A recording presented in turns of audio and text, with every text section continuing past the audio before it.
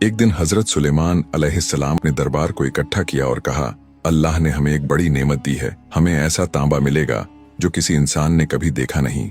इससे हम अपनी कौम के लिए असबाब और हिफाजत बनाएंगे। लोग हैरान थे। सबकी नजरें सुलेमान अलैहिस्सलाम पर थीं। आपने हाथ उठाए और अल्लाह से दुआ की। उसी वक्त जमीन में हलचल हुई और एक जगह से तांबा पिघलकर नदी की तरह बहने लगा। पिघला हुआ तांबा सुनहरी धाराओं की तरह बह रहा था। गर्म लहरें बहकर एक नदी का रूप ले रही थीं। लोग यह करिश्मा देखकर कांप उठे। सुलेमान अलैहिस्सलाम ने जिन्नात को इशारा किया, इस तांबे से काम लो। जिन्नात ने तांबे को आकार देना शुरू किया। कोई हथियार बना रहा था, कोई बड़ी बड़ी कढ़ाइयां, तो कोई महल के दरवाजे।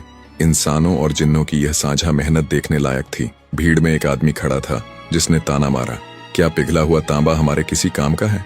इससे हमें पानी मिलेगा या खाना? सुलेमान अलैहिस्सलाम ने उसे देखा और कहा, तांबा तेरे खाने के लिए नहीं, तेरी हिफाजत के लिए है। जब तुझे दुश्मन घेरेंगे, यही तांबे से बने औजार तुझे बचाएंगे। दिन गुजरते गए।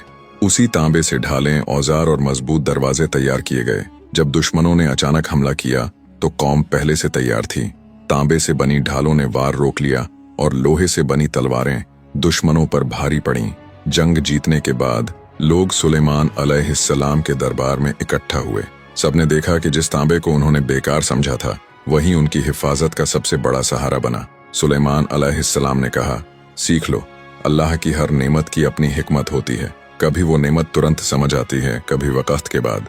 लेकिन जो सब्र और भरोसा रखता है, उसके लिए अल्लाह की रहमत नदियों की तरह बहती है।